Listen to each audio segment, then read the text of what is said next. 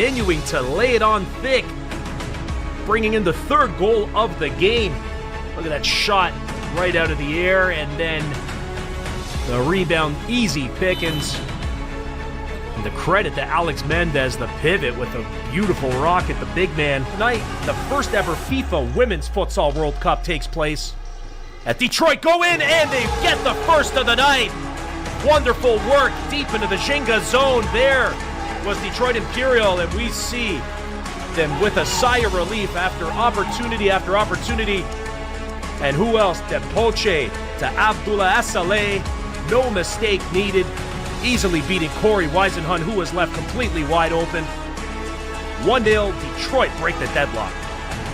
And it absolutely is what Imperial does so well. For Lansing City, they're the new pieces that looked promising in the Jenga game. Alec Nas, Alessandro Blanco, Ali Ahmed, Benny Alashari, Beto Espinal, the new players, and the growth of Jack Fisher, Drew Barney, physically and, just in the game. Addition of Diego Bobadilla. We didn't see him in the last game, but I expect to see him here. I think that promising play from Ethan Castaneda, that is going to face a true test here. I mean, it will. You could say it's the ultimate test. Perhaps the ultimate test would be Ole away, maybe. But, obviously you're playing the best team in the league that has shown that. So it's kind of like what is the state of these promising pieces for Lansing City and maturity? What is the state of that? And they're currently down 2. Here's Hindich at the near post. She slots it in. What a placement. Yeah, fantastic. From number 9, placement. Medina Hindich. So take another look. That's what, wow. Ole has to be frustrated with the goalkeeping play out of Danik because you have to have incredible placement to get it by her, and that's exactly what Danik did right there. That was great. Hindich. Yeah, Hindich. That was well done there. Taking things inside towards the left. With Madison McCarthy. And they get it into the back of the net.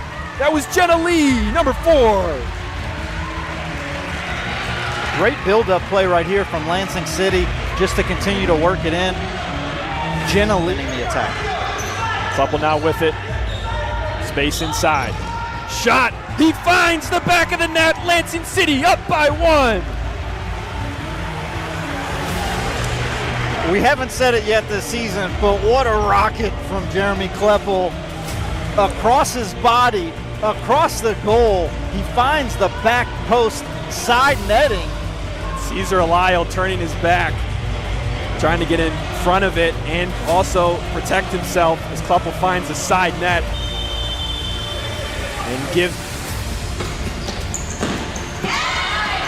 Nice run out of here at Lansing City. Oh, excellent play. Lansing City with a goal. We were just talking about Ole's ability to make the extra pass, and wouldn't you know it, Lansing City does the same exact thing. To comment about Jenga, another reason why the story is different this year for Lansing City is Jenga's team looked a lot better on the road than it did last year. They did, yeah, they looked a lot better, and that's the part for me that I start to wonder about is some of these tactical decisions, because they have the effort, they're getting more talented players like Ewal Bagassi. He looked like a really strong player, and he's new to futsal as well. Shota Takabarake, he continues to have an impact every time he comes out. Keeper play was good. Yeah, keeper Jason play was Quimzon. Sliding tackle, and if Montez saved that, outstanding effort as well. Lansing City in the attack, moving it. Blanco, did he make it? He did, says the referee. Goal number 4 for Lansing City. They pull ahead. Did you lose track of the ball there, Gerard? Oh my goodness. Did that go in? Unbelievable. What placement. Jack Fisher loses his shin guard in the process. But just outstanding placement. Oh, it was a pass to Blanco. Yeah, Blanco got it in. Yeah, oh, Blanco wow. touched it. Great Did you hear me effort. say Blanco puts it away? That's all right. It hit the inside back post. You see Blanco, Fisher, and Barney there. Gomez putting heavy pressure on. And here he is. He finishes. Olé go up by 1.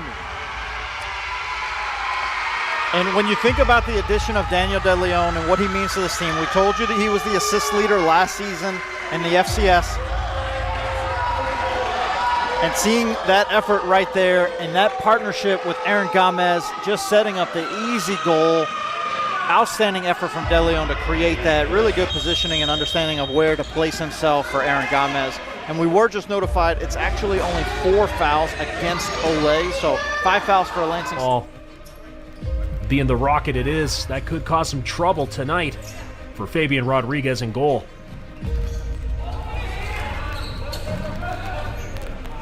And Shoreline, big time stop right off it, and the rebound buried in there.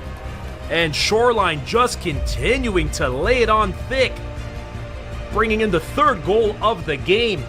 Look at that shot right out of the air, and then the rebound, easy pickings. And the credit to Alex Mendez, the pivot with a beautiful rocket, the big man. Tonight, the first ever FIFA Women's Futsal World Cup takes place at Detroit. Go in, and they get the first of the night. Wonderful work deep into the Jenga zone. There was Detroit Imperial, and we see them with a sigh of relief after opportunity after opportunity. And who else? Depoche to Abdullah Assaleh. No mistake needed. Easily beating Corey Weisenhunt, who was left completely wide open. 1-0, Detroit break the deadlock. And it absolutely is what Imperial does so well. For Lansing City, they're the new pieces that looked promising in the Jenga game. Alec Nas, Alessandro Blanco, Ali Ahmed, Benny Alashari, Beto Espinal, the new players, and the growth of Jack Fisher, Drew Barney, physically and, just in the game. Addition of Diego Bobadilla. We didn't see him in the last game, but I expect to see him here. I think that promising play from Ethan Castaneda, that is going to face a true test here. I mean, it will. You could say it's the ultimate test. Perhaps the ultimate test would be Olé away, maybe. But obviously you're playing the best team in the league that has shown that. So it's kind of like what is the state of the these promising pieces for Lansing City and maturity? What is the state of that? And they're currently down 2. Here's Hindich at the near post. She slots it in. What a placement. Yeah, fantastic. From number 9, placement. Medina Hindich. We'll take another look. That's what, wow. Olé has to be frustrated with the goalkeeping play out of Danik because you have to have incredible placement to get it by her, and that's exactly what Danik did right there. That was great. Yeah, Hindich. That was well done there. Taking things inside towards the left. With Madison McCarthy, and they get it into the back of the net. That was Jenna Li, number 4. Great build-up play right here from Lansing City just to continue to work it in. Jenna Li in the attack. Supple now with it. Space inside. Shot. He finds the back of the net. Lansing City up by 1. We haven't said it yet this season, but what a rocket from Jeremy Kleppel. Across his body, across the goal. He finds the back post side netting. Cesar Lyle turning his back, trying to get in front of it and also protect himself as Kleppel finds the side net and gives. Nice run out of here, Lansing City. Oh, excellent play. Lansing City with a goal. We were just talking about Ole's ability to make the extra pass, and wouldn't you know it, Lansing City does the same exact thing. Just a comment about Jenga, another reason why the story is different this year for Lansing City is Jenga's team looked a lot better on the road than it did last year. They did, yeah, they looked a lot better, and that's the part for me that I start to wonder about is some of these tactical decisions, because they have the effort, they're getting more talented players like Ewald Bagassi. He looked like a really strong player, and he's new to futsal as well. Shota Takabarake, he continues to have an impact every time he comes out. Keeper play was good. Yeah, keeper Jason play was Quimzon. Sliding tackle, and if Montez saved that, outstanding effort as well. Kansas City in the attack, moving it. Blanco, did he make it? He did, says the referee. Goal number 4 for Lansing City. They pull ahead. Did you lose track of the ball there, Gerard? Oh my goodness. Did that go in? Unbelievable. What placement. Jack Fisher loses his shin guard in the process. But just outstanding placement. Oh, it was a pass to Blanco. Yeah, Blanco got it in. Yeah, Blanco touched it. Did Great you hear me effort. say Blanco after he puts it away? That's all right. It hit the inside back post. Did you see Blanco, Fisher, and Barney there? Gomez putting heavy pressure on. And here he is. He finishes. Olay go up by 1.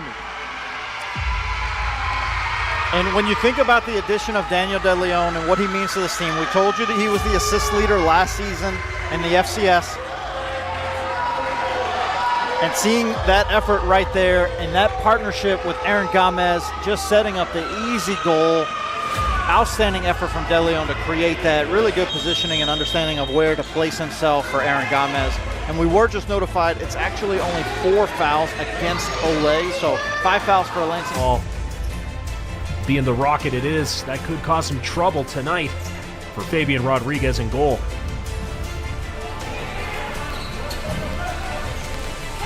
Shoreline, big time stop right off it, and the rebound buried in there. And Shoreline just continuing to lay it on thick, bringing in the 3rd goal of the game. Look at that shot right out of the air, and then the rebound, easy pickings. And the credit to Alex Mendez, the pivot with a beautiful rocket, the big man. Tonight, the first ever FIFA Women's Futsal World Cup takes place. At Detroit go in, and they get the first of the night. Wonderful work deep into the Jenga zone. There was Detroit Imperial, and we see them with a sigh of relief after opportunity after opportunity. And who else? Tepoche to Abdullah Assaleh. No mistake.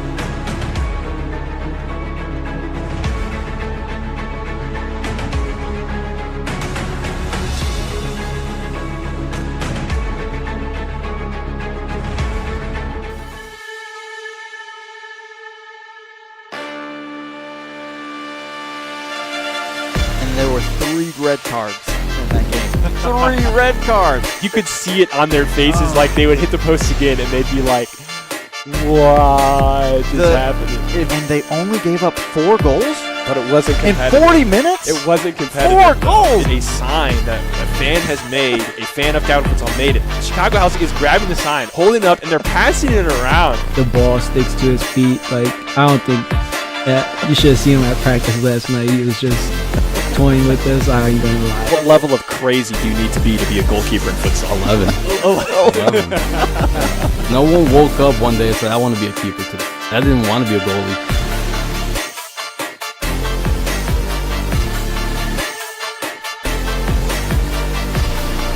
Ladies and gentlemen, welcome to the third half podcast by the FCS Live team, presented to you by Jolt Creativity.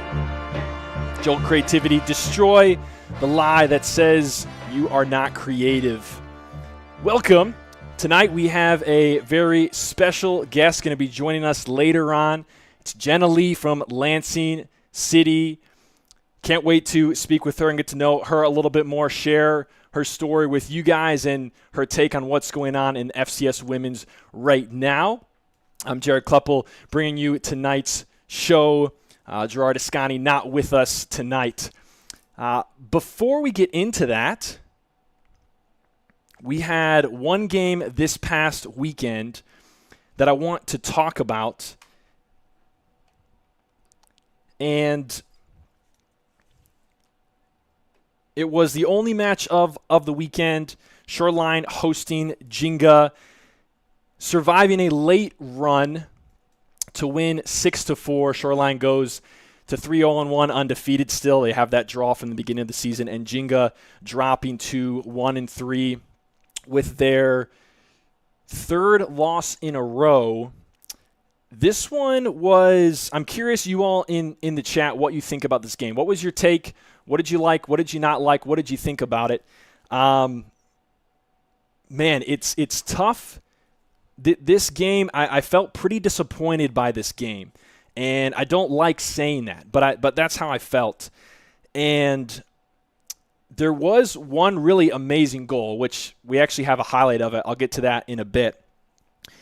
But it was largely disappointing because there was so many moments in the game where a team would have possession of the ball, and it was just like basic keeping the ball at your feet, basic passing to your teammate, and not passing it out of bounds or to the other team. I mean, the amount of times that I saw in this game somebody passing the ball and it just went directly to the other team was baffling to me. And I don't want to. I know it's starting off pretty like, man, I felt negative about this game. But it was just it felt like a disappointing game, kind of from a fan perspective. Talk about Shoreline for a bit before we get to this amazing goal that came from Jinga. They look good, and I think we have seen them look good, but it was only for a short period of time. And we've seen this in the season as well, that they will have these moments where they look really good. We'll see Aldoni Mendez working with Chris Mendez, working with Alex Mendez primarily. We saw in this game, Alex Mendez get played the ball up at the pivot spot. Chris was working off of him. He worked with Aldoni well, and that worked well for them. We've seen Aldoni create goals. He did that in this game. He had a nice chip to kind of the near post, good placement on Corey Weisenant, who's a good keeper for Jinga. And we've seen that like in the first, I think 90 seconds of the first 90 seconds of the second half. I mean, they scored twice. And one was a really nice ball from Miguel Cervantes. He found Aldoni. It was a great long diagonal. Aldoni received it in a great position. It's like these moments that look really good, but it's only for like 20% of the game. We don't really see those moments from their second line, and it seems like fitness is an issue, and that's why we're only seeing it for 20% of the game. That's my take. What do you guys think? Let me know in the chat what you thought about this game, particularly Shoreline's play. And while you do, I want to take a look at the amazing goal that happened in this game. I got a clip of it. See if I can pull it up. Yeah, here it is. So Jinga's down 4-1. They just got a goal off the inbounds. Comes to Ramsey Terminini, one touch just inside the circle, and he rockets it to the back post. And this was like, it stunned me when I saw it, because the way that the game was going, we hadn't seen much of this caliber. We really hadn't seen anything of this caliber, and the things that we had saw that were good were in small moments. And this, all of a sudden, Jinga has a second goal in a short amount of time, and it comes off this just incredible strike from Ramsey Terminini.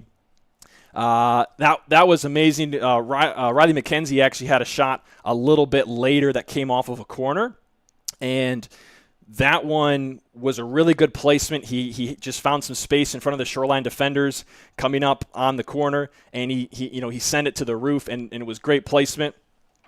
Those were two. I thought those were two of the most exciting goals. But other than those moments for Jinga particularly, it seemed like they gave the ball away more than they were possessing it. They actually had some pretty good chances along the way.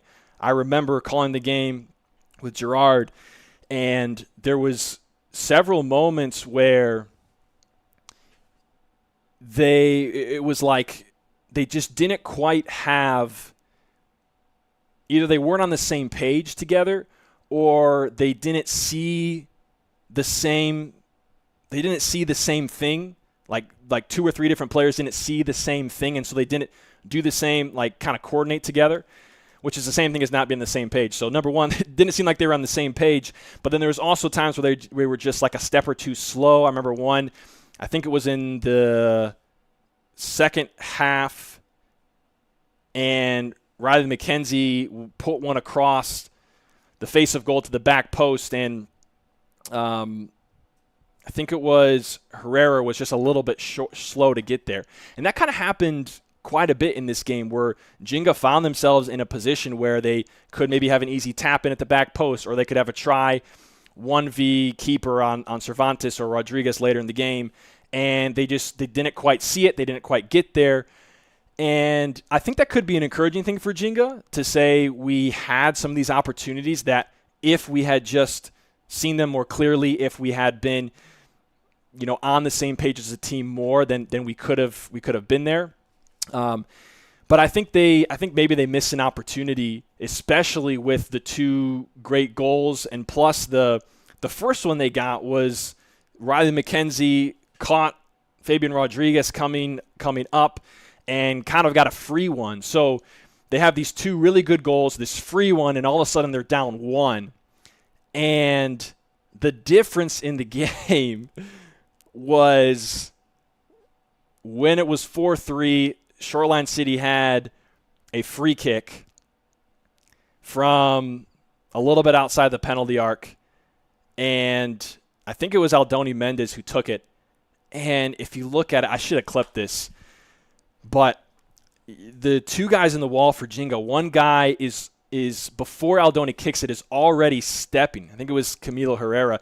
He was already stepping away and turning, and the ball came right here. And that just is, like, if I'm a fan of Jinga, I am so upset at that, because what's the point of a wall if the wall is going to move? And I think Corey Weisenhunt in goal felt the same way, because I saw him after the play and he was doing this, like, what's going on? Why did the wall just split? And so that was plays into some of the disappointment of the game, because we haven't, it's a close game now, and it can be exciting going down, to the wire, but just not standing in the wall, something as simple as that, which I know it's when you're going to take a shot most likely, but that's what you're there for. That's what you're there to do, and you're making that choice. And so that was really the tipping point, the turning point in the game, for that one becoming a 5-3 lead, and eventually it turned to 6-3, and then a goal at the end for Jinga made it 6-4. That was kind of what I saw for this game. So let me know what your thoughts are in the chat for this Jinga and Shoreline match. A tough one for Jinga to now be 3 in a row losing. But for Shoreline, they have 3 wins in a row. And even if it didn't look pretty, that's where they're at, and they haven't lost yet. And that's great. They have a game. Is it this weekend? No, it's not this weekend. So they're off, and then they have actually their FCS Women's opens up play in 2 weeks. They'll have a doubleheader. But I think for them, I think the fitness thing is going to be tricky when they are playing a team like Olay, who has 3 lines that they're rotating very consistently, very quickly, and the level of play doesn't drop very much. I think that's going to be very difficult for them to compete in. A team like Lansing City, who played at that same level as Olay and even surpassed in moments. I think it's going to be tough if that's. I think it's going to be tough for Shoreline to compete in those type of games if they don't find a solution to that. So that's my take on Shoreline and Jinga. Let me know what you thought, and we're going to go to a quick ad break. And on the other side, we're bringing in Jenna Li of Lansing City. So get your questions ready for her, and don't go anywhere.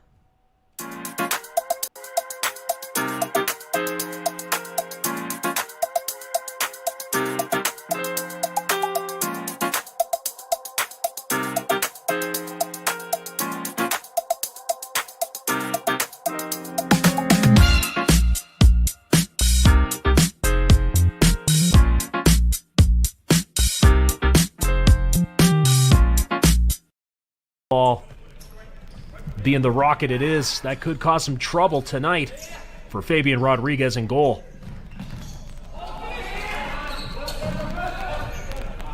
And Shoreline, big time stop right off it, and the rebound buried in there. And Shoreline just continuing to lay it on thick. Committing a crime so you can try to escape from prison. Bad idea. Go into the pod escape room to play an escape game with your friends. Great idea. Test your skill as an astronaut in outer space. Find Santa in Save Christmas. Or take a vacation to an abandoned island. Just don't get stuck there. The Pod Escape Room. Learn more at thepodlansing.com. Tonight, the first ever FIFA Women's Futsal World Cup takes place. At Detroit, go in and they get the first of the night. Wonderful work deep into the Jenga zone. There was Detroit Imperial, and we see them with a sigh of relief after opportunity after opportunity. And who else? Depoche to Abdullah Assal. Like, if I'm a fan of Midwest and I watch that game, and we have what I would be, in my opinion, one of the best keepers in the league, and he's not playing the second half. And to Marco, what we saw, he gave up 6 goals. Lucario was in there for 20 minutes. First half, didn't give up any. And so, that's a huge disparity. You're watching the Futsal Champions Series on FCS Live.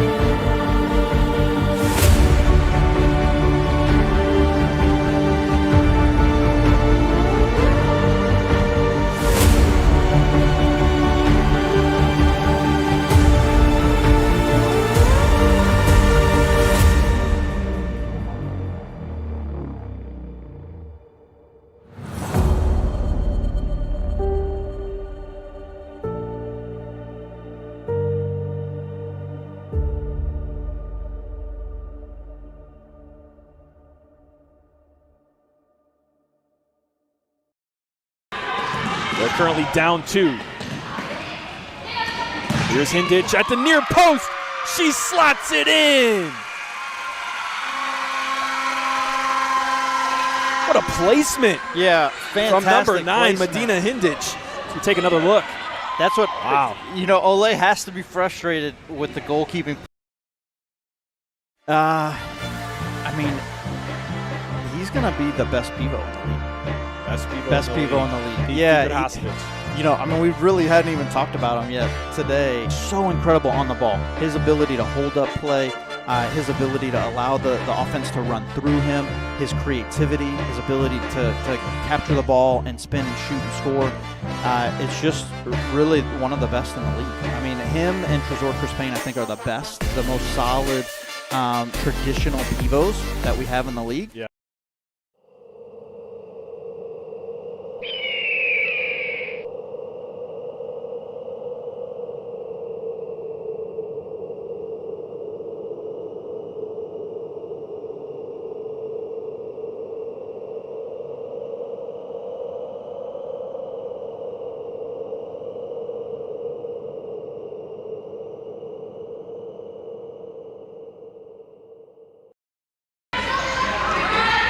Things inside towards the left. Working with Madison McCarthy. And they get it into the back of the net. That was Jenna Li, number 4. Great build-up play right here from Lansing City just to continue to work it in. Jenna Li. You're watching the Futsal Champions Series on FCS Live.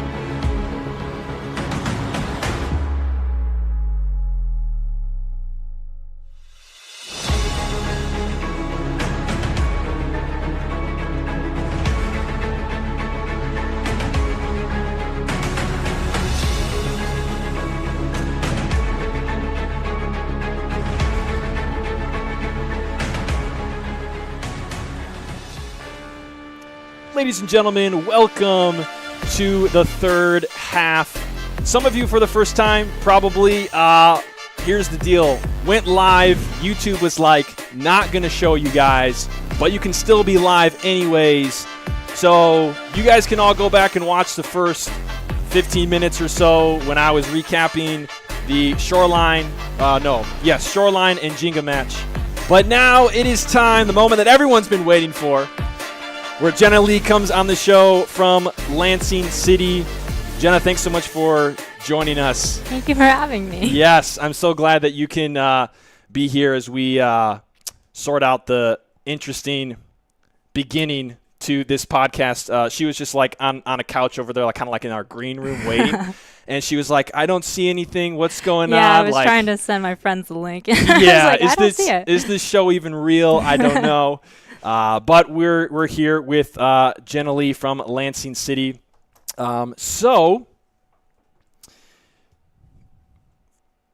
two things that we want to do tonight. Jenna, we want to get to know who you are and your background, how you got into futsal. And then second, want to get some insight about your knowledge in the game and your experience on the team, the previous match you guys played against Ole, and the things you guys have coming up.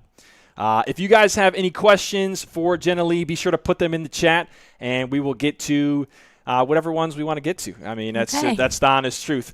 So put them in there, and we will get Jenna Li some questions. So the first thing I want to do is kind of set a context for you as a player. Tell me about how you got into the game of futsal. How did that begin for you? Well, it's kind of interesting because I actually got into futsal when Lansing City first kind of started as a youth academy. So that was kind of way back when. And then I played college soccer, and then I took a gap year before that and played in Barcelona. And then I'm graduated now, thought I was retired, and then they started a women's team. So I am here now, kind of back where I started, but with the women's team. So it's been cool. Yeah. So you started with the Lansing City Academy. And when was that? That was when I was like in when they high first school. started? Yeah, I want to say that was like kind of when Jeremy first started the club. Okay. So this is a little bit of a which kind of like ages me. So. Yeah, I was gently asking the question. Yeah. I was like, I don't know if we want to go here now. So you were part of the academy, and how many? Like, were you part of the academy for many years? Was it just like a little bit? Like, how long was that? I think he started it when I was probably a freshman in high school. So I probably did the 4 years. Okay. And then, because he actually previously coached, if I'm remembering this right, at my prior club. Okay. And then he started Lansing City. So I kind of had Jeremy as a coach for like quite a few years when I was in high school. And then, now he started the women's team. So that first game when he kind of subbed in for Conrad, it brought me back. It brought you back. Yeah. It brought you back. Are you do you play with any teammates that you played with before? Yeah, actually, Jackie is one of the girls on my team. And Yeah, she's in the chat. She's in the chat. There she is. Yeah, I used to play with Jackie, and that's been really fun, too, because it just feels like, we're back in high school. Wow, that's so cool. So that's how you got into the game. You mentioned that you spent some time in Barcelona. So tell us a little bit about that. What was that experience like for you there, and what happened? Yeah, that experience was great. It kind of was where I was like looking for colleges, but I didn't exactly know what I wanted to major in. So my club coach actually connected me with a coach in Barcelona, and I got connected with them, and I decided, I was like, I want one more year to kind of figure out what I want to do with my life. So that was an awesome opportunity. And actually, I do think like a lot of the things I learned playing in Spain directly relates to kind of how I play futsal, just because it was really interesting having to adapt my play to like their style, because they are very technical, and they don't value fitness as much, I feel like, as we do in the States. So that was kind of weird, because I feel like my coaches always hammered fitness, but really they're just so good with the ball, they don't even really need to like run that much, I felt like. So that was really interesting, and I feel like futsal, because it's a smaller court, and it's so fast. I feel like I improved my first touch and a lot of things that correlate to futsal now. Yeah. So in Barcelona, that was outdoor. Yes. Okay, and that was after college? Before college? Sorry, that was a gap year between graduating high school going into college. Okay, gotcha. So a little gap year, and you go there. How did that opportunity come about for you?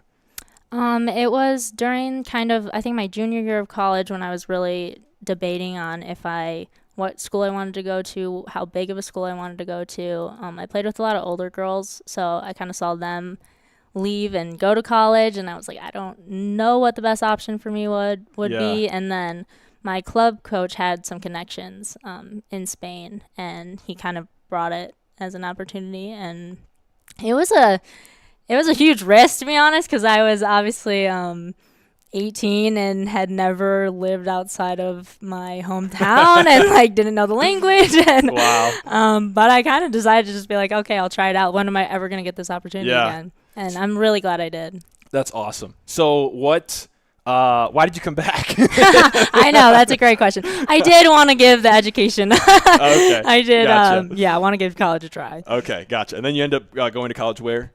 I went to Illinois Wesleyan. Okay, Illinois Wesleyan. And you played there for 4 years? Mm-hmm. Okay. And then, by the way, Erin Roush, that's one of your teammates, right? Yes. What's the powerhouse of the cell? Oh, my gosh. I love her. She's hilarious. Shout out to all of Jenna's teammates in the chat. Yeah, I love you guys. I told her if she wanted to share, the link with her teammates. I know. Her friends, I was trying she to could, send them. Yeah. But I was like, hey, I don't know if they're going to, I don't know if you want to do that or not. Maybe they're going to give you a hard time. Who knows? Okay, so you come back, and then how long ago did you graduate from college? Oh, gosh. Over 2 years now. Okay. I graduated in like the winter. So you had a little bit of a break from competitive play before jumping back in this fall to play here with Lansing City. Yeah, I've been playing on like some rec leagues and I've actually played on a men's team for a bit now. So I've still been trying to I love soccer. I live and breathe soccer because I have two older brothers and my family's just a soccer family. Yeah. So I still just loved playing. So I've been touching a ball, but not at like a competitive level. Right. Okay. Gotcha. So that was kind of brings you a little bit to today here. I'll have more questions kind of about to get to know you and your journey. But I want to shift to the Lansing Olay game or some more like futsal specific. I'm going to kind of like bounce back and forth just for fun. We'll see how it goes. And if it's terrible, we won't do it again. But you get to try it out. So specifically with this game that was Lansing versus Olay, the first question I have is, this was the first FCS women's game that anybody saw. I had not seen any of you play. I hadn't seen any of the Olay women play.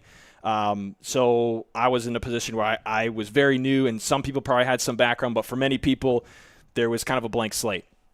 Can you give us any context from your point of view in Lansing City, your team? Is there any context coming into that game that you could give us that would help us understand like what the situation was for you guys coming into this match? Yeah, I think it was probably pretty similar to your point of view because we had just kind of created the team and we only had probably 2 to 4 practices, I want to say, as a team before we played. And then I knew a little bit about Olay, just the fact that they're a very good team. Yeah. So going into that game, I was definitely, didn't have a ton of expectations just on the fact that we're so new and they were just such an established club. Yeah.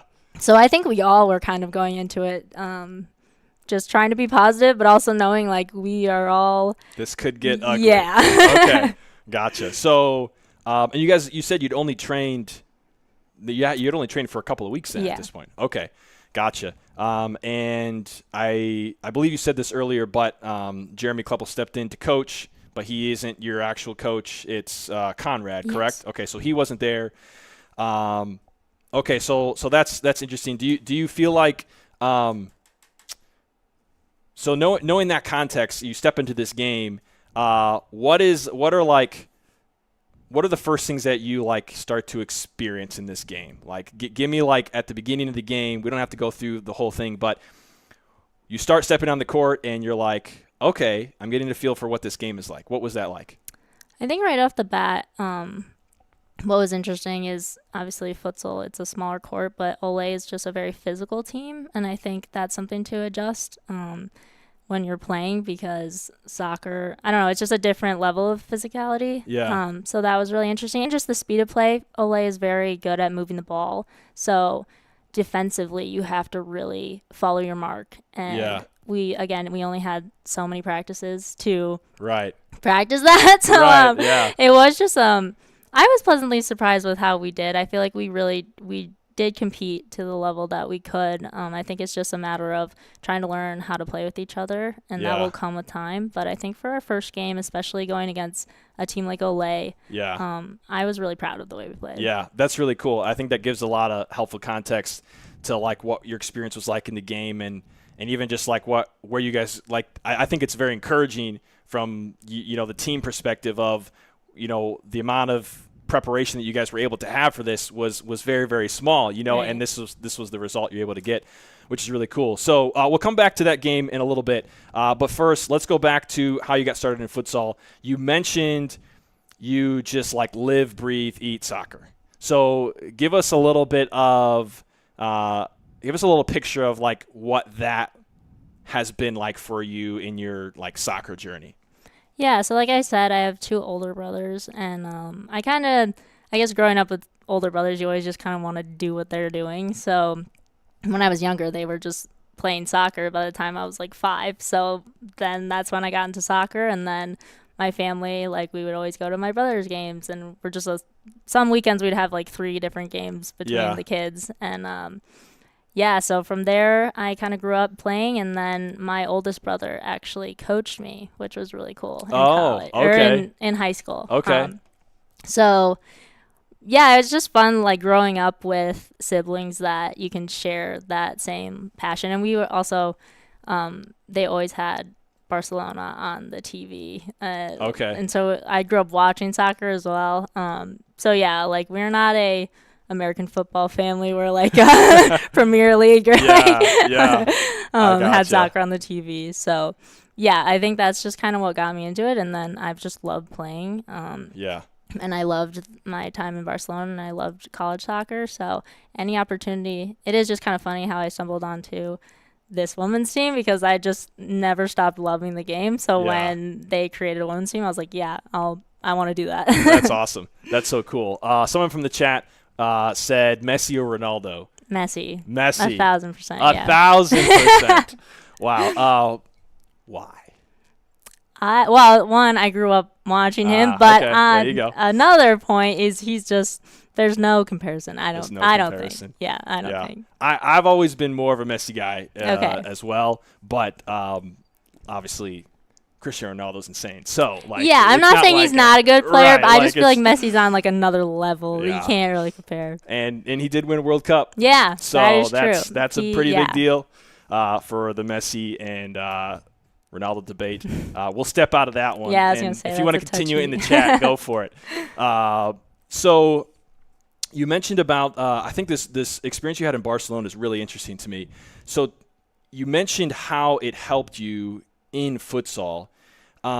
In how like they played quick, they didn't have this emphasis on fitness, which I feel like that's kind of been a history of like American soccer particularly. It's like, okay, watching USA in the World Cup, and it's like, wow, we can run really good, but like, can we run really with tall. the ball? Yeah, like we're really tall and we can run, but like, can we run with the ball? So can you tell me a little bit more about like the style that you experienced in Barcelona, even if it's just like maybe you can give me like an example of something that you experienced there that really like almost light bulb moment for you, where it was like, wow, like I see how they're trying to play this game and how it's different than I'm used to, and and now I'm in. Yeah, I think the biggest difference I noticed right off the bat was just kind of what I said before, the short passing and just that first touch, and in comparison to how some of my like high school coaches would play, or like kind of just sometimes American soccer is played in general, is like a lot of long balls, or you're kicking it to your forward and they're really fast and running and trying to get it. Like in Barcelona, that was not a strategy. It was you're doing like wall passes close, and you're 1-2 touch passes and feeding someone the ball, and it's like you find the back post and they score. And that's why I feel like it relates really well to futsal, because a lot of times like the goalies takes up most of the goal. So to beat them, it's really hard to kind of power shoot all the time. And if you just find your teammate on the back post and it's a tap in, like that sometimes works a lot better. So that was interesting. I feel like it kind of brings me back to Spain sometimes. Yeah, that's really cool. That's really cool. Let's see. So what do you think about actually, I'll ask this question because this could be like a soccer or a futsal question. What was like the most memorable match you ever played in, or like moment? Oh gosh, memorable match. Probably my. I feel like the biggest one was obviously in college when we made it to the tournament and we got there. But then also, I don't know if that's like the most memorable. I feel like one of my matches in Spain probably was more, just because I was younger and it was such a different style of play and I loved it so much. I don't know if I could pinpoint like one singular match, but I just remember kind of like one of the first games I played, we're like in the locker room, and it's just also just a kind of a different style of like how the team is set up, and it was just something so different than what I was used to in high school. And I saw my name, and I never in a million years, also because I didn't really know Spanish that well at this time, like when I first got there. So like half of the drills in practice, I'm just like nodding my head, trying to follow along. But I saw my name starting on the first game, and I was like floored. I was like, there's no way that that's correct, because I also feel like I haven't been here long enough to know what I'm doing. So that game is probably the most memorable because I did feel, one, very unprepared, and two, just really excited that like, I was starting. That's awesome. You mentioned the match where you probably won a conference tournament in college, and then you went to like the national. Which by the way, what league or what division would that national be? Like, are they NAI? Are they NCAA? No, Illinois Wesleyan was a D3 school. Okay, so the NCAA D3. So you guys win your conference tournament, and that allows you to go to the big dance or whatever. Yeah. So that match, what happened in that one? That one, it was kind of, I remember it was like a weekend, so we had to play the first game and win it to play like the second game, and we won our first game, and also we were trying to like break history for Illinois Wesleyan and get further than they've ever gone. And then we were also up against a team that we had played before, and we knew it was going to be like a hard match, going into that game. But yeah, it was a good game. It was a great experience just because, you're with your whole team, and I was a junior at the time. So you're obviously trying to play for the seniors, get them like, one more game. They don't want their season to be over. So emotions are high and everything. But yeah. That's awesome. That's really cool. Shifting back to futsal specifically, what do you feel like is what do you feel like is something that is like underrated, either a skill or a way of thinking in the game of futsal that you feel like is really underrated, that really actually has a large impact on the game? I think just soccer IQ in general is interesting in futsal, because even though a lot of people on our team haven't had much experience with futsal, you can tell who has really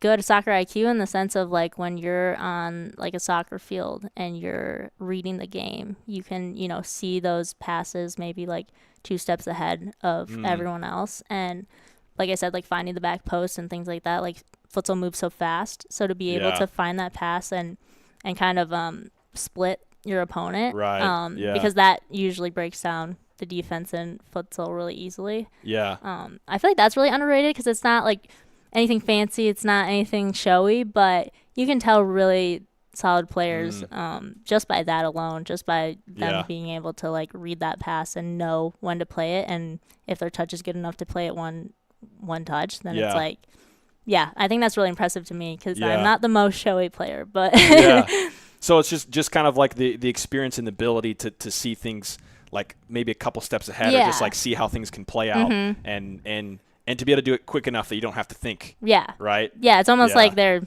in a flow. It's like Yeah. I feel like sometimes in futsal, it's hard to explain, but it's like when you're playing and you're having a good game, it's like you're almost not even, you're just on like autopilot. Right. Yeah. So for this season and this team, I know you guys, like you said, it's very fresh, very new. Haven't even had a lot of practices yet. But what has your experience been so far playing on this team? It's been awesome. Yeah, it's been really cool. We have a lot of younger talent on the team, and then we have like a wide range of like age range, and it's been really cool to just get to know the girls and play with them, but also like the excitement. Like I feel like everyone's really excited, and Wow. even going to that Olay game, like to be honest, I was like a little more apprehensive than I feel like some of my other teammates just because they don't know who Olay is, but Yeah. I've just always been told that Olay's like, just such a solid club. So I was like a little bit, a little bit Yeah. worried about that game. But some of my teammates were just like, they're like, yeah, we're going to go. We're going to, we're going to play. And that was really fun to see because I was like, I need to be more like that. Yeah. Yeah. I need to have that amount of like excitement and just, whatever happens. Like you got to just Yeah. go out there and play and that's all you can do. So speaking of that match, what was that? Kind of take us through your experience in that match. So you guys, begin the game. You have these feelings coming into the game. Knowing who Olay is, knowing what your guys' background is, and wanting to have an expectation of good, but also a realistic expectation. And so you come into the match with this. You start to play, and we had so many goals right at the beginning. It was like I think there was like 6 goals almost in the first maybe like 12 minutes or something like that. Yeah. So what was your experience like in the game, and what started to happen for you? Yeah, I think right off the bat, it was cool to see, like, we came to compete. Like, it wasn't like they were, wiping the floor with us. Like, we were, like, out there playing. And I think also the first half was really cool to see in the sense that they scored first, then we responded. Then I think they might have scored again, and then we responded. So it was a very, like, tight game for the first, like, half until I would say the second half is where it kind of got away from us. But that was really cool to see that we didn't put our heads down and just let them get a huge lead. We were like, no, like, we're going to play. Like, we're here to play. Yeah, that's awesome. What did you feel like was in the second half when things started to, like you said, that was kind of, you saw a marker where the game started to slip away. What did you feel like was the difference, and what started to happen that caused that? Yeah, I think you could definitely tell, like, our lack of experience. I think some of our goals were generally just some mistakes, and I think it's like a combination of nerves and just not, having the experience playing at the pace that we were playing. It's really fast, and I think a lot of our goals were just off of transitions that we let in, and I think if we tightened that up, like, we could have, stayed really, like, there with them, which is cool because it's like, yes, the ending score was 6-3, but on a different day, if we just tweaked a few things, like, it could have gone very differently. Yeah. Yeah, no, that was kind of what I saw too. It was actually interesting because last year we talked a lot about, of course, there was no women's team at the time last year. So I think about the men's Lansing City team last year, and they gave up a lot of goals that way, where it was just like sort of immature mistakes. Sometimes it was by goalkeepers, and so, like, obviously those are very critical because when you're a goalkeeper, you're like the last one. Right. It's like there's no one to get your back. Yeah. You are totally exposed. So that seems like it's a very encouraging thing that, like, the result, the way it went, it's like, do you see this? Does it make you say, wow, I feel like there's, like, a lot of potential here? Yeah, for sure. And especially just that first game being a team that is so good. It feels like this season, I feel like it set up our season in a way that encouraged all of us of, like, okay, we played a really hard team right off the bat. Yeah. So now, theoretically, the games after this shouldn't feel so intimidating, and we know we can play. Like, again, even though, like, we did lose, and the score was 6-3. Like, it didn't feel, at least to me, it didn't feel like a 6-3 defeat. It did feel like we were competing for the majority of that game. Because you can have a 6-3 that's like we were kind of grasping at this game the whole time, and you can have a 6-3 that's like, it was tied at half, and if these little things change, it might have been different. And I mean, futsal, you can score within 2 minutes. You can score so quickly many goals. So it's like the score, I feel like in futsal, even compared to soccer, is it doesn't represent the game sometimes.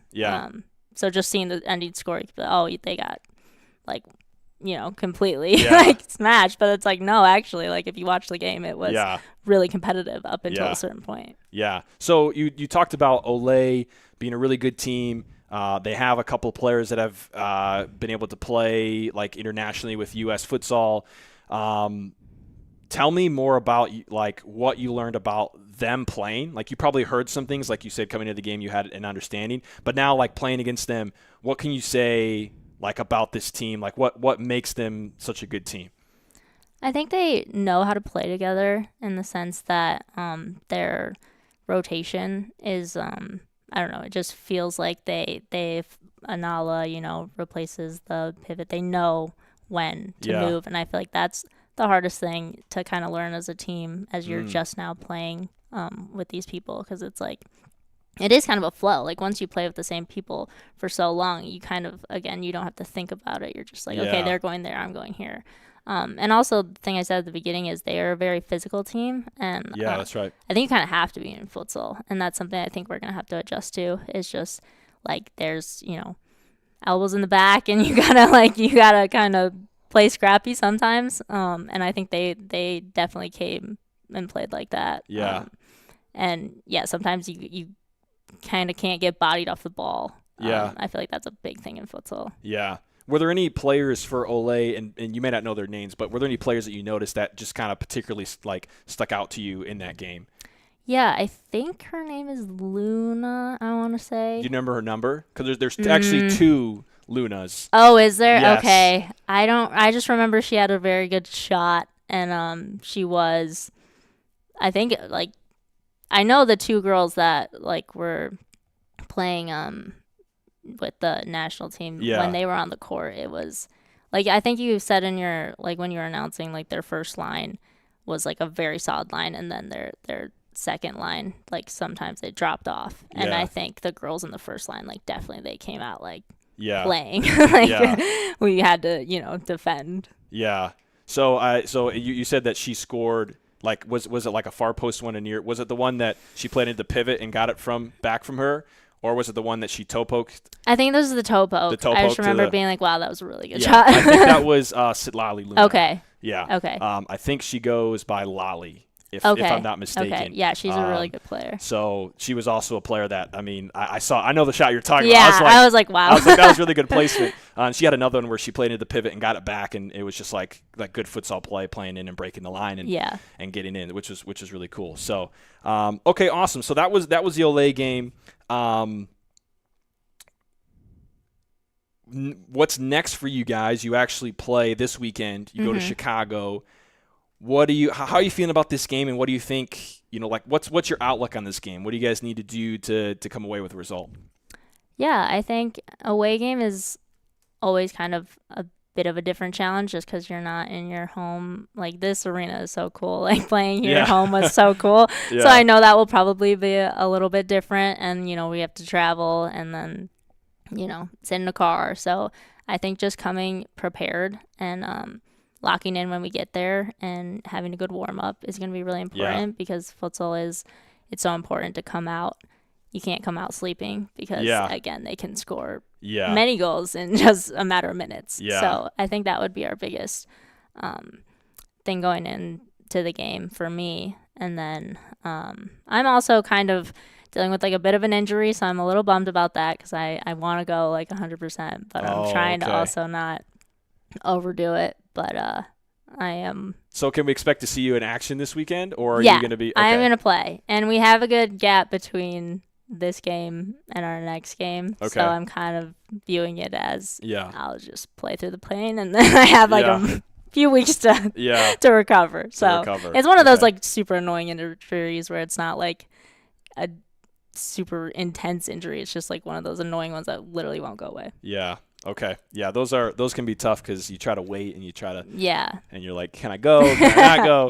You mentioned the travel. I think this is something that even here on the show we talk about teams traveling, and sometimes they don't have the player availability just because of where teams are and the league is at right now. It's sometimes people have to prioritize other things, but I think there's something to say about how like physically traveling from one location to another that's long distance. You have to think about like water intake and nutrition and even just being in a car for a long time. Can you, for anyone that's never like experienced that, can you give those in the audience like a little sneak peek into the challenge of actually going on a road trip that's multiple hours and then getting out and playing? Yeah, for sure. I think it's all mental.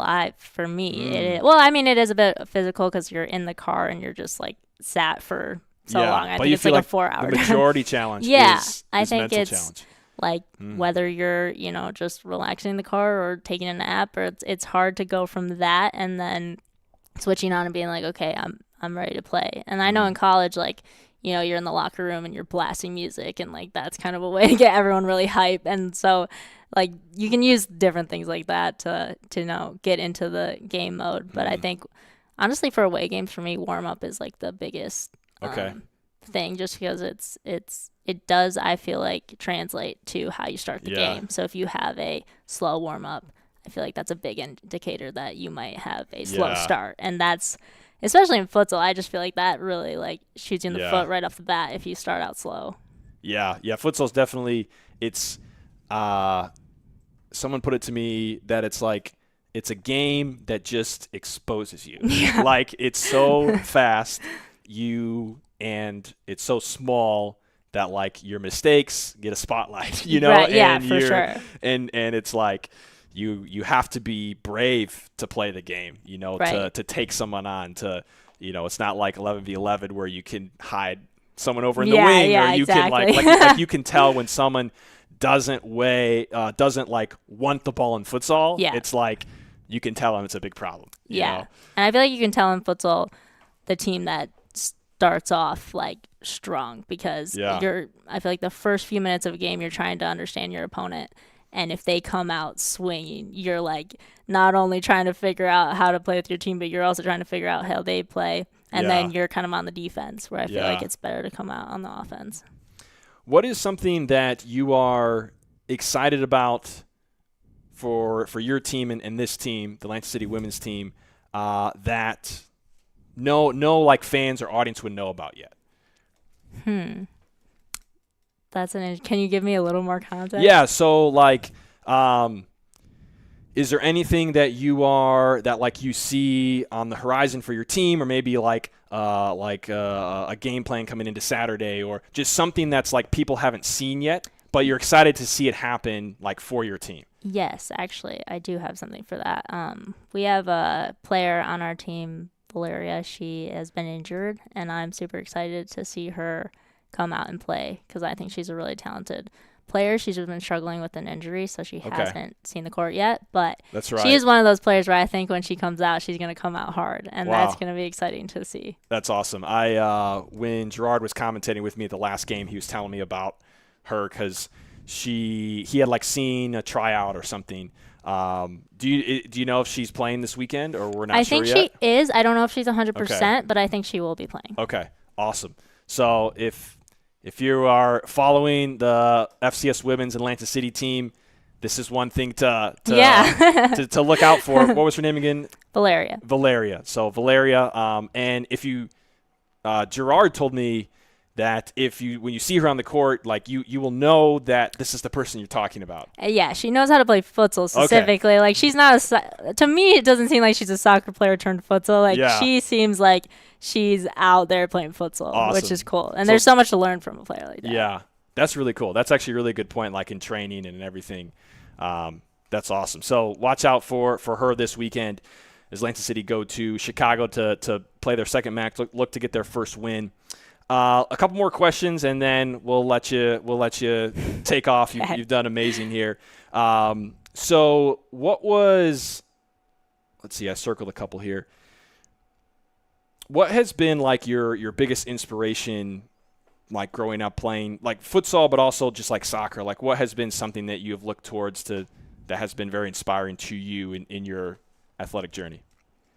I feel like I already said this before, but it is just so true. Like, my brothers, I feel like I just watch them because they're older than me. I just watch them go through kind of all the phases of soccer and I feel like it really prepared me to go through that as well.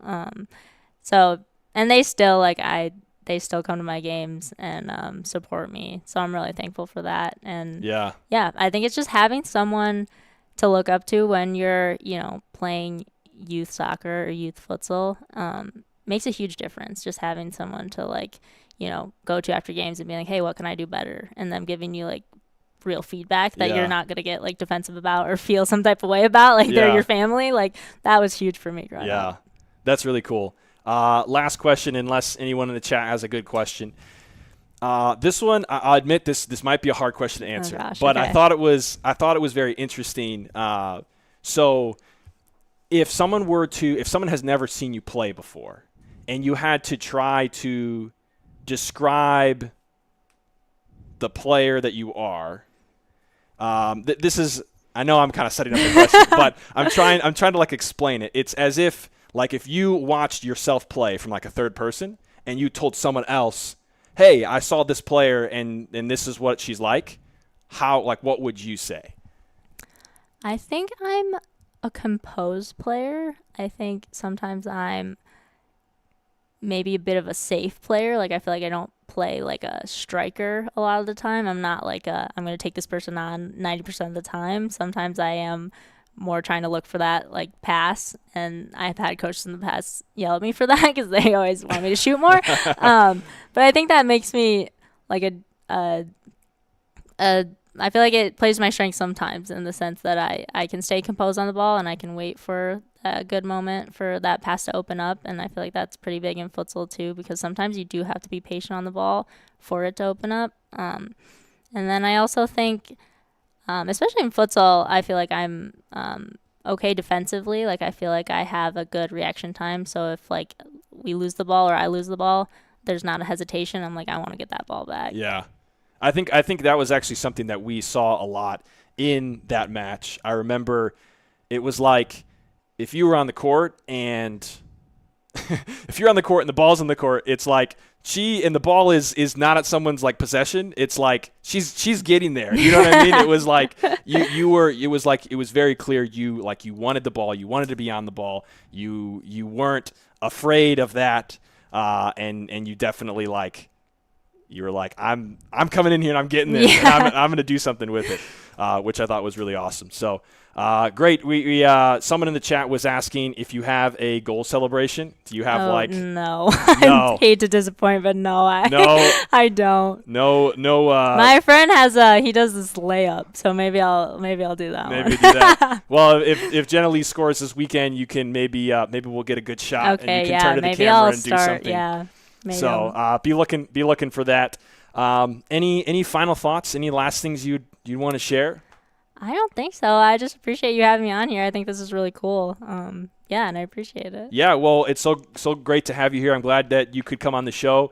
And to everyone in the chat, thanks so much for all the support. I think it was your teammates. And, and they're all we love Jenna Li. Appreciate it. Love you guys. So thanks so much for tuning in to this segment. And thanks for coming out. We're going to go to a quick ad break. And on the other side, we're going to preview the games that are upcoming for this weekend. We have 4 of them, including Lansing City taking on Chicago House in men's and women's side. So you're going to see Jenna Li in action this weekend. You guys play at 7 Eastern, I think. Yes. I have to say that now because I know it's confusing, the hour difference. Yes. Now that we have teams in the league that are in other, time zones, I think I have to say that. So men 5 Eastern, you guys play at 7 Eastern. So a great doubleheader and 2 other futsal games as well this weekend. That's what we're going to preview on the other side of the break, so don't go anywhere.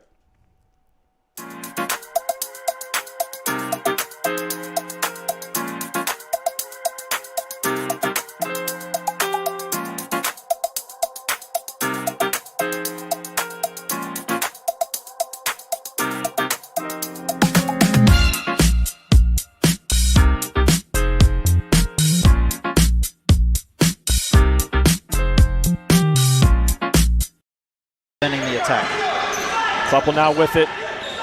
Space inside. Shot. He finds the back of the net. Lansing City up by 1.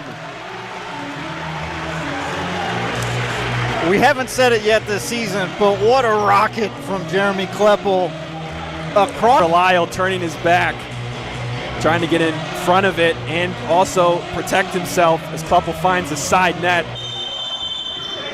and gives Lansing. Committing a crime so you can try to escape from prison. Bad idea. Going to the pod escape room to play an escape game with your friends. Great idea. Test your skill as an astronaut in outer space. Find Santa in Save Christmas. Or take a vacation to an abandoned island. Just don't get stuck there. The Pod Escape Room. Learn more at thepodlansing.com.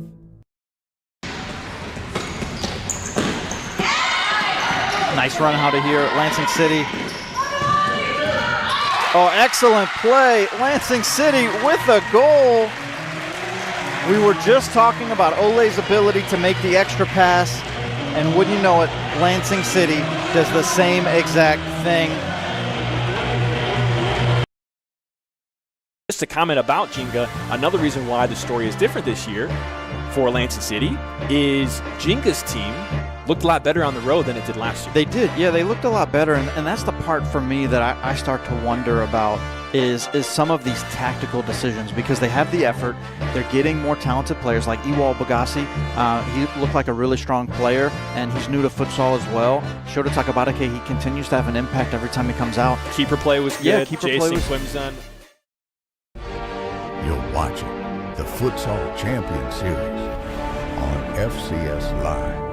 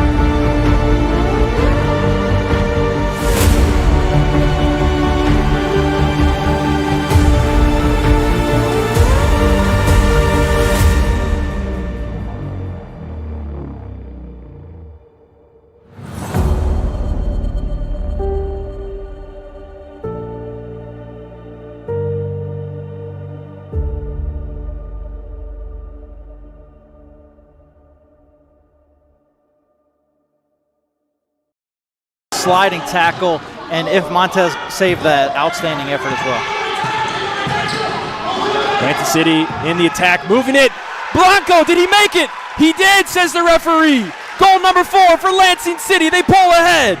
There's a pass to Blanco. Yeah, Blanco got touched it. Yeah, Oh, Blanco wow. touched it. Great Did you hear me effort. say Blanco puts it away? That's all right. It hit the inside back post. For Lansing City, they're the new pieces that looked promising in the Jenga game. Alec Nas, Alessandro Blanco, Ali Ahmed, Benny Alashari, Beto Espinal, the new players, and the growth of Jack Fisher, Drew Barney, physically and just in the game. Addition of Diego Bobadilla, we didn't see him in the last game, but I expect to see him here. I think that promising play from Ethan Castaneda, that is going to face a true test here. I mean, it will. You could say it's the ultimate test. Perhaps the ultimate test would be Ole away, maybe. But obviously you're playing the best team in the league that has shown that. So it's kind of like what is the state of these promising pieces for Lansing City and maturity? What is the state of that? And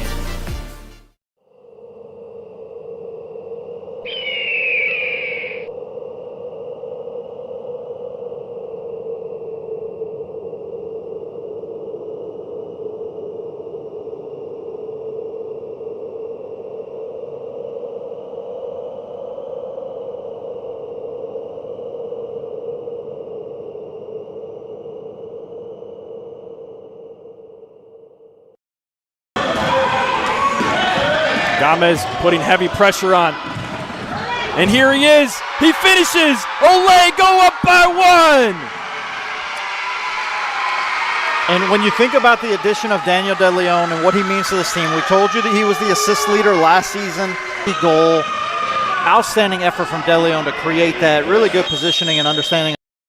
You're watching the Futsal Champions Series on FCS Live.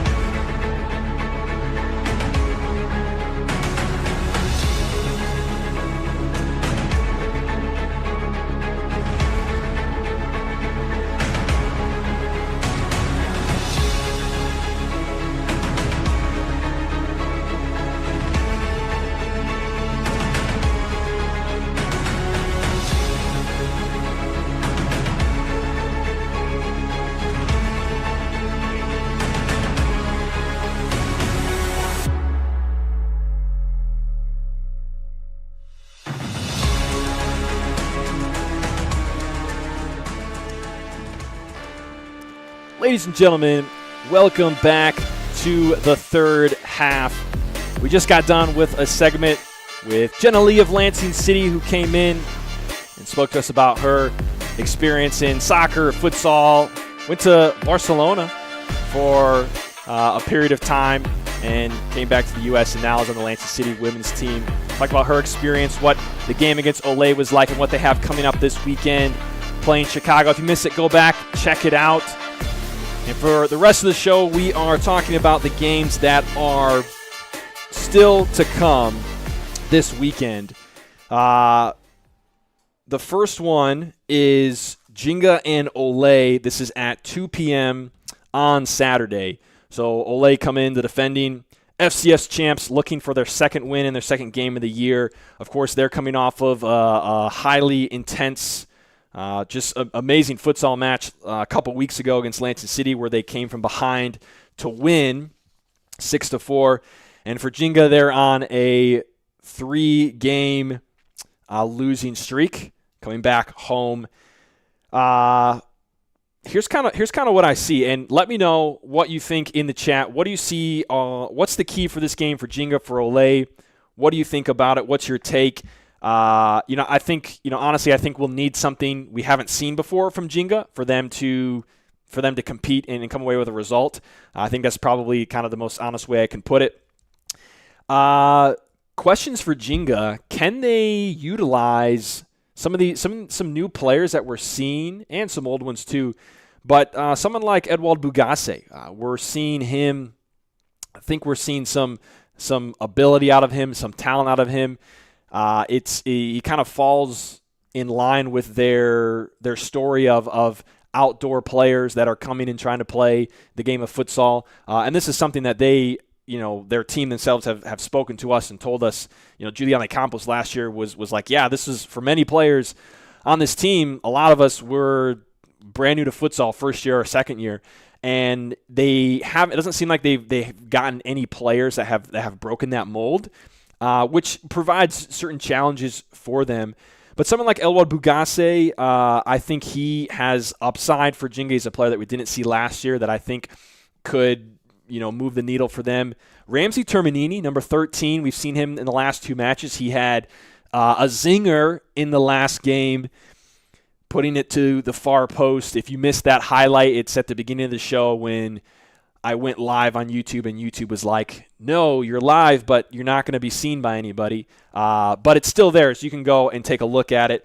He had a zinger But he is another one of those players that I think he has something there. But it's like, how do you help, teach him and integrate him to the game of futsal? Because a lot of things that are very different.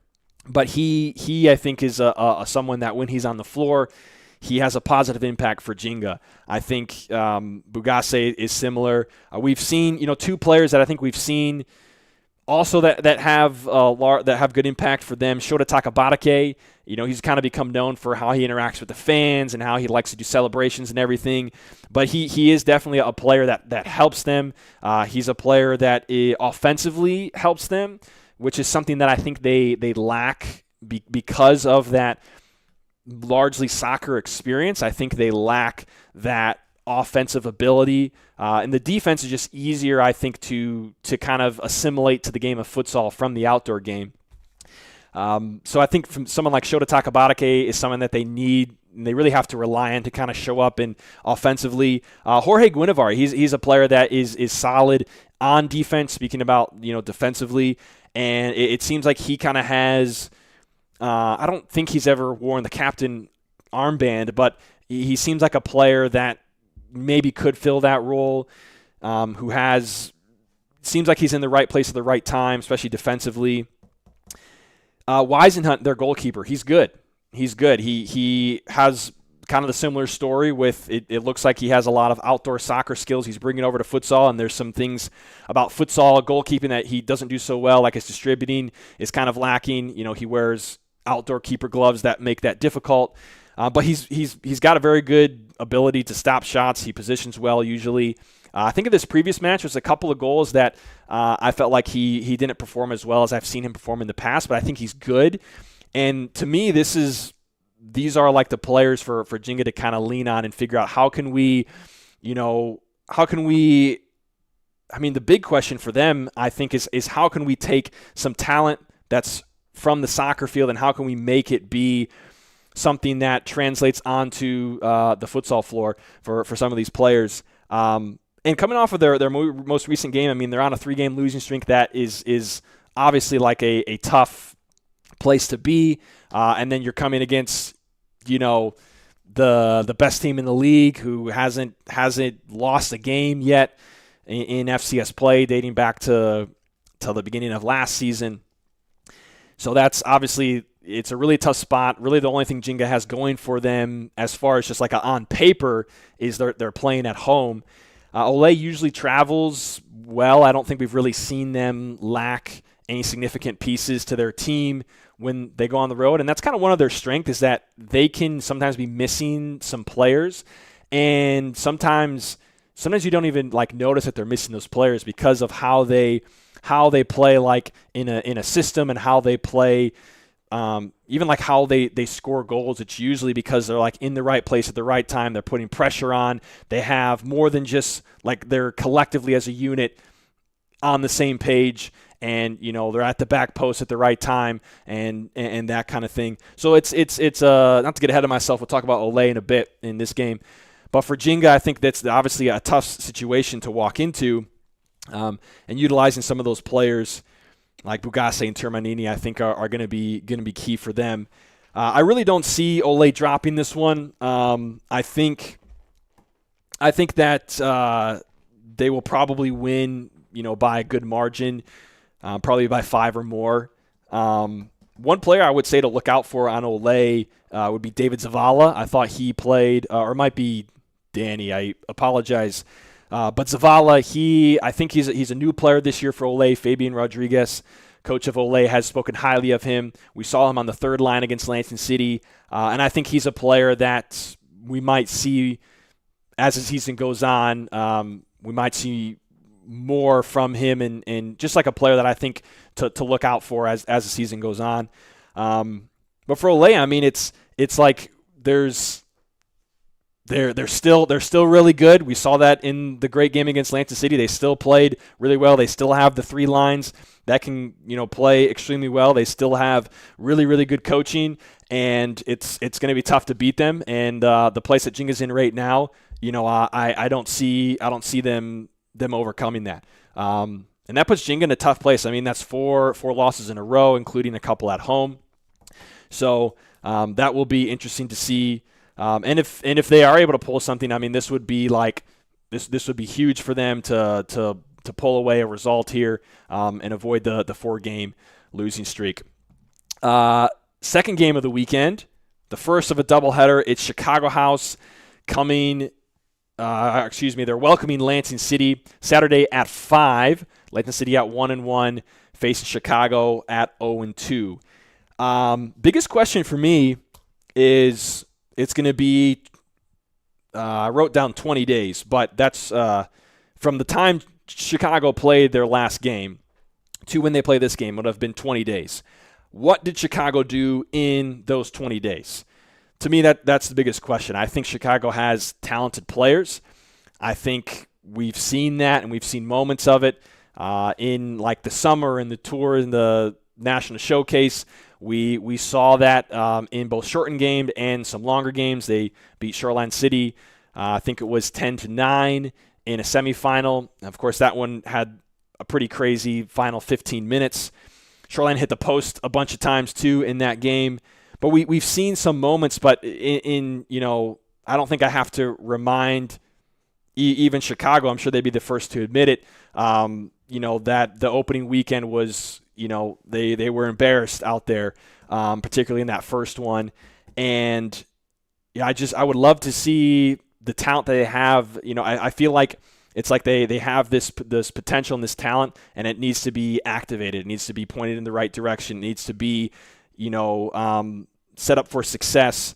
Like we saw some Rafael Hernandez, Vinny Da Silva, and others we saw going 1v1 with some players, but they oftentimes wasn't in dangerous positions, or it was in a position that wasn't the right time for it. So can they correct some of those strategy things of like, when are you going 1v1? When are you going to take this player? Are we going to do it in a way that creates something dangerous? So I don't count Chicago out as being, they are a team that is, 10 goals worse than Midwest United. I don't see that in them. In fact, I feel like I would be surprised if that's what we saw all year long.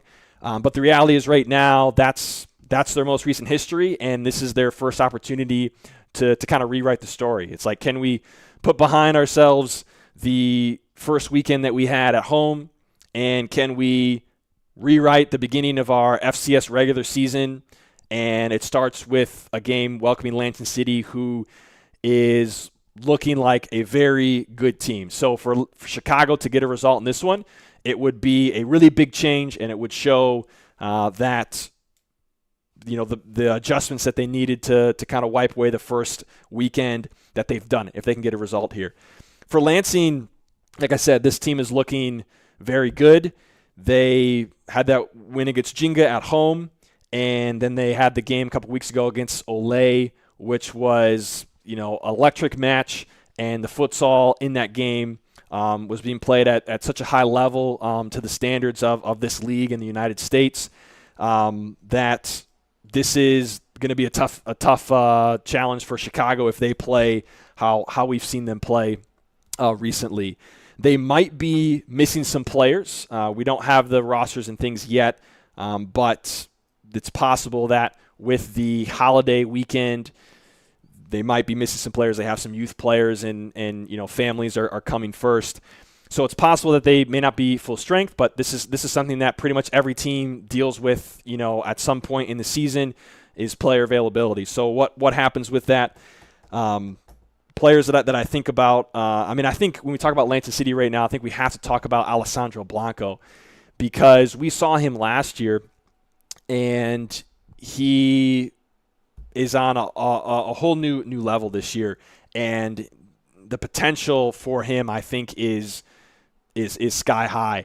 He's been playing really well, and I thought in the last game, Diego Bobadilla had showed something that we hadn't seen from him yet before either, which was really encouraging from the Lansing City standpoint. And then, the young talent of Lansing City, particularly I think about Drew Barney, Jack Fisher, Ethan Castaneda. I think we saw them. I think we're starting to see the result of the work that they've been putting in and the investment that Atlanta City has been putting into these players. And they did awesome. I mean, to think that the game that we had against the game that we had between Atlanta City and Olay a couple weeks ago, and how these players were a key piece of that game, and where, you know, what their age is, it's awesome to see. So that's what I'm kind of expecting to see from Atlanta City there. To me, this game is sort of it's kind of like a consistency test for Atlanta City. Like, we saw them do well against Jinga, and the result was similar to last year, but there was ways that, you know, we discussed in the show here that it was different, you know, for them. And then we saw the game against Olay. So it's like, okay, can Atlanta City take this that we saw that happened against Olay? Can they take it? And can they take it on the road to Chicago? Might be missing some players.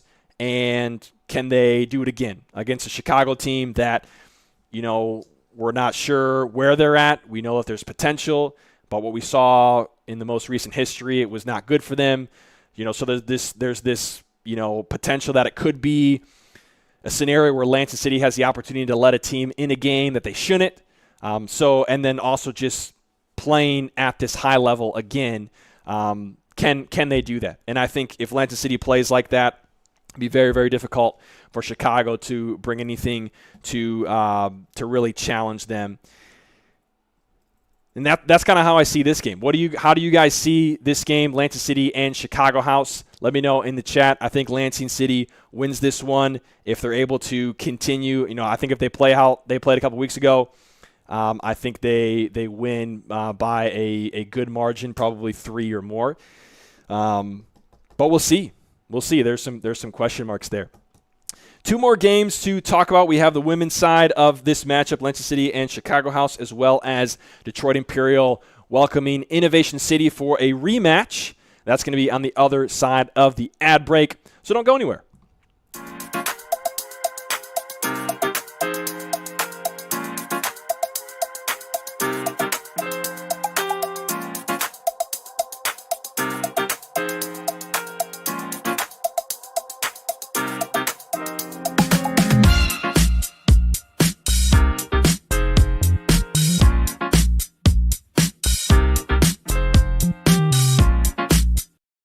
Ball being the rocket it is, that could cause some trouble tonight for Fabian Rodriguez in goal.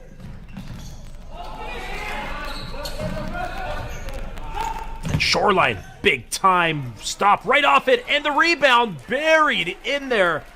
And Shoreline just continuing to lay it on thick. Committing a crime so you can try to escape from prison. Bad idea. Go into the pod escape room to play an escape game with your friends. Great idea. Test your skill as an astronaut in outer space. Find Santa in Save Christmas. Or take a vacation to an abandoned island. Just don't get stuck there. The Pod Escape Room. Learn more at thepodlansing.com. Tonight, the first ever FIFA Women's Futsal World Cup takes place at Detroit. Go in, and they get the first of the night.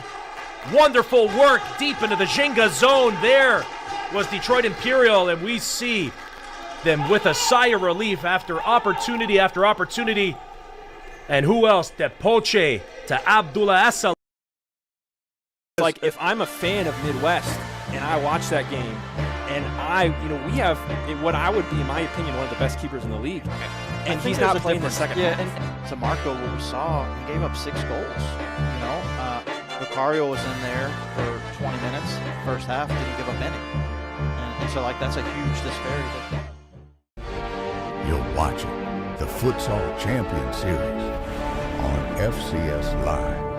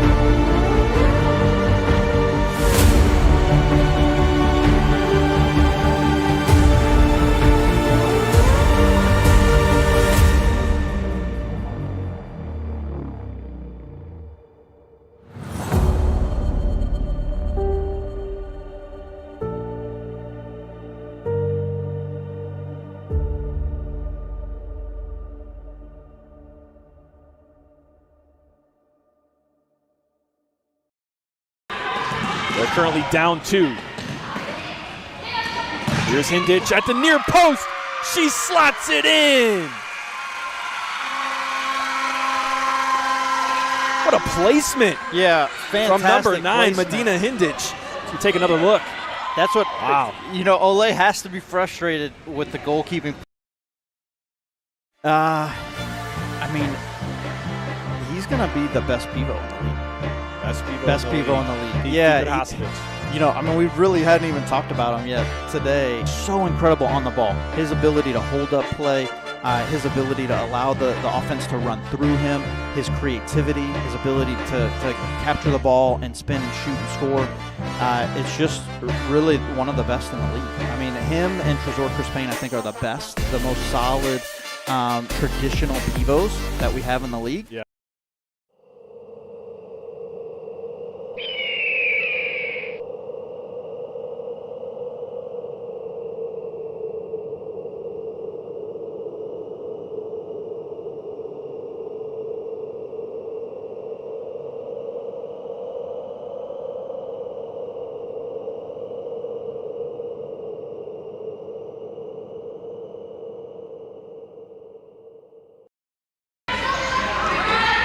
Things inside towards the left.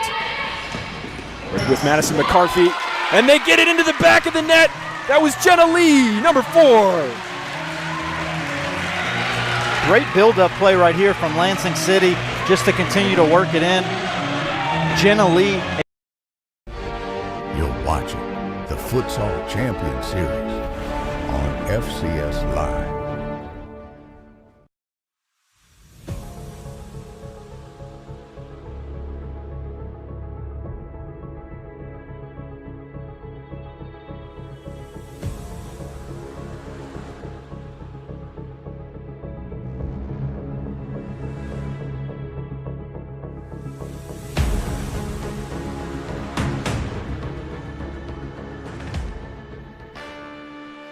Ladies and gentlemen, welcome back to the third half.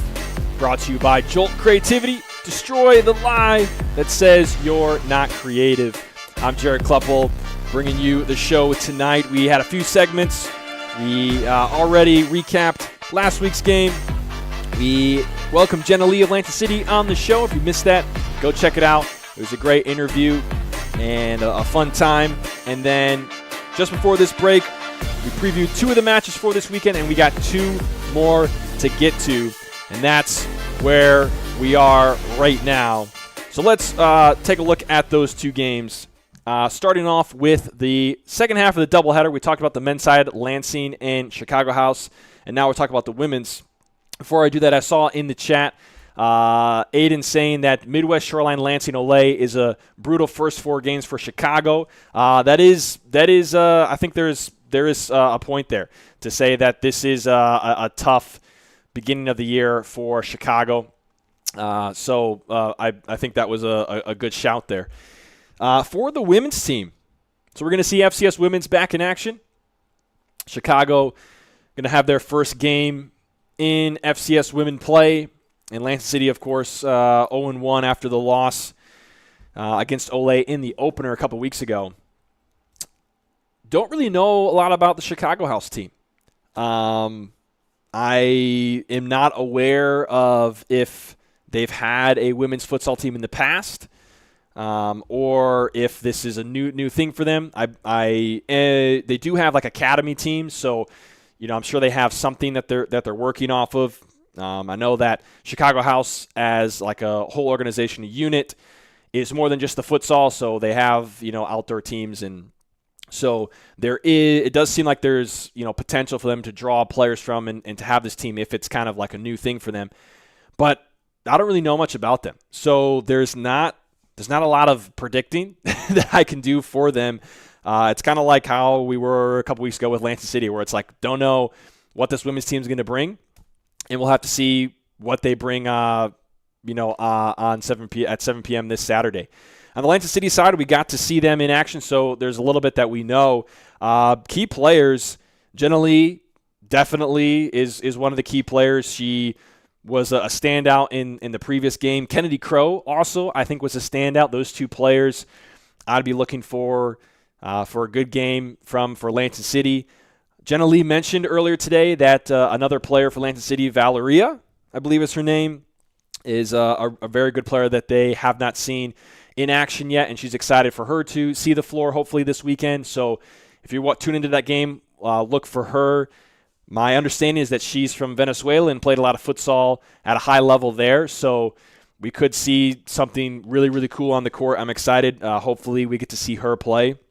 I thought in goal, I think it was Maya Danik who played in goal for Lansing City. I thought she did very well in 1v keeper scenarios and did really well making saves. Kind of in a similar spot with some of the other players that we've seen in FCS play, coming from soccer and transition to futsal. There's some futsal skills that she will need to bring to the table and kind of accommodate to. So we'll see what that looks like for her. And I think Jenna Li also mentioned this on the interview that there were some easy ones that Lansing City gave up. So can they eliminate that? And that was a story that we saw for Lansing City men's side last year. Of course, no women's team to compare last year, but that was something that we've seen in games is what that giving up these easy goals. It's such a kills momentum in the game, and it's like playing from a deficit in a game that's already exposing everything. It's so fast that you're exposed in the game. So can Lansing City clean that up, and we'll see what happens for them this weekend. What do you guys think in the chat? Who takes this one? Does anyone know more about Chicago House than me? Because I basically know zero. Let me know in the chat what you think. But we'll find out this weekend. That's the amazing part. We found out about Lansing, and now we'll get to find out about Chicago women's this weekend. That's Saturday, 7 p.m. Last game of the weekend, 8 p.m. in Detroit. The first time Detroit Imperial hosting a home match this year on a new floor, which I think is a key point in this game. We'll get to that in a second. Saturday, 8 p.m., Detroit Imperial, undefeated, 2-0, welcoming Innovation, who are 0-3 to Detroit. This is a rematch. So we already have a rematch this year. Last one, I pulled it up here. It was a 10-4 victory for Detroit Imperial. It's actually the first game that Detroit played. Second game for Innovation, but Innovation's first home match. And this is the one that it ended up 4-10, but to me it didn't seem like it was a 4-10 game. I don't know what you guys think, let me know, but it didn't seem like it was a 4-10 game for the majority. I think a lot of the game was like a 2-goal game, maybe 3 for a lot of the game. And it seemed like out of the first 3 games that Innovation have played, if you look at all 3 of them, I feel like this game was their best chance to get a result. Looking at what they brought, they had Diego Pinto, Luan Tufani, Omar Najjar. I think this was the first game I think I saw him in. They had I don't see him on here. Oh, there's a whole other tab for goalkeeper. They had Brendan Foster in goal. I thought he played well. And I think he's a player who has some raw talent, and I think we'll see if we continue to see him play. I think we'll see a new player at the end of the year, and even like going into next year. I think we'll see some. I think there's a lot of potential for him to make some big leaps. I think he has a lot of raw talent and potential. So that's kind of what I see for Innovation. I feel like the last time they played Detroit, I feel like it was kind of like out of the first 3 matches. Looking back, I think it was their best opportunity to get a point on the standings, 1 or 3. This weekend, I think it's going to be even tougher because they're going on the road. They've lost 3 in a row.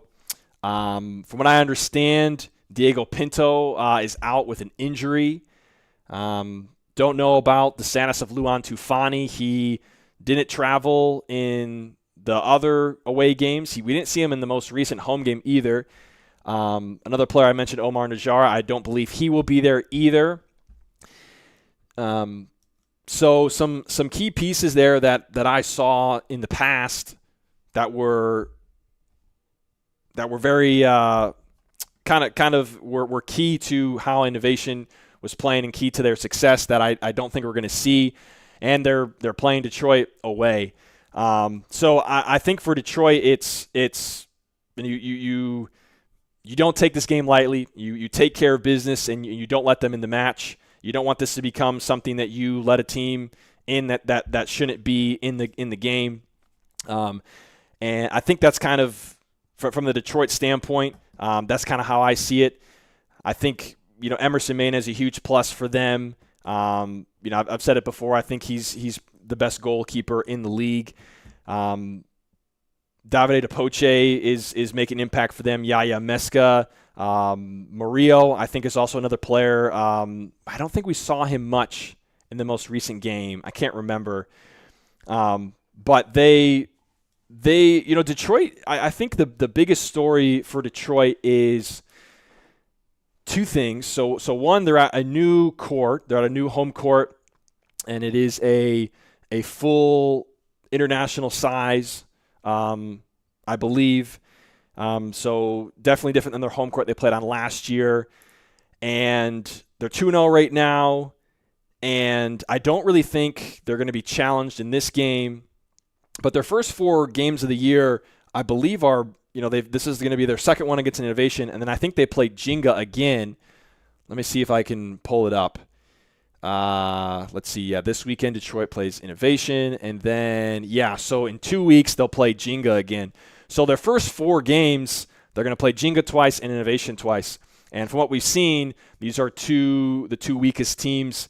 Potentially, Chicago House, based on what we've seen, would be in that conversation. But I think I see more potential for them to not be there than the other two.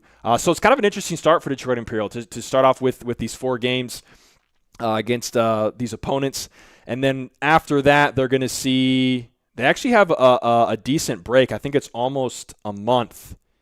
Yeah, so they play on December 13th, and then they don't play again until January 10th when they host Lansing City. So to me, for Detroit Imperial, I think January 10th is kind of their first big test, and that's going to start, they're going to play Chicago House the week after that, Olay the week after that. They play Shoreline 2 weeks after that. So I think that's kind of like, to me, in barring something that I really don't expect this weekend, I feel like January 10th is really when things start for Detroit, and we really are able to see, okay, what is this team made of this year, and what are they able to do? And if they come out of these first 4 games 4-0, they set themselves up in a great position, and we get to see what it's like starting January 10th. That's my take and the way I see this game. And the outlook for these two teams. What do you guys think? Let me know in the chat. I think there's a couple things that I missed here. Let me take a look. Talking about the Olay traveling well. Yeah, I would agree. Olay seems to travel pretty well. Yeah, I think that was it. Let me know what you think about the matches for this weekend. That wraps up my preview and what we got here for you on the third half tonight. Just before you go, let's get this on the big screen. The games that are coming up this weekend. Jenga going to be hosting Olay Futsal Club 2 p.m. on this Saturday. Olay in their second match, and Jenga looking to break their 3-game losing streak. After that, 5 p.m. Lansing City going to Chicago House and taking on an 0-2 Chicago team that is looking to write a different story than what they showed the first weekend. And right after this match is the women's doubleheader at 7 p.m. We'll see Jenna Li and the Lansing City squad take on Chicago House, who we don't know too much about for the ladies' side. And then finally, to round out the weekend, 4 games all on Saturday, 8 p.m. on Saturday. Detroit Imperial take on Innovation. Oh, yeah, Abdullah Saleh is there. That's another player that I would mention that's been making an impact for Detroit. He was a part of one of the goals in the recent Jenga match. where they won by it was 3-1, I believe, was the official count, and he had goal number 1, or I believe it was goal number 1. And it was a good goal working with Davide Poche. So he'll be a player to watch for them in this upcoming match. And that's what we got for this weekend. So don't miss it. Tune in right here in FCS Live. We'll have all those games for you. And that does it. So from the rest of the FCS Live production team, I'm Jared Kleppel. Thank you so much for tuning in. And we'll see you guys this weekend.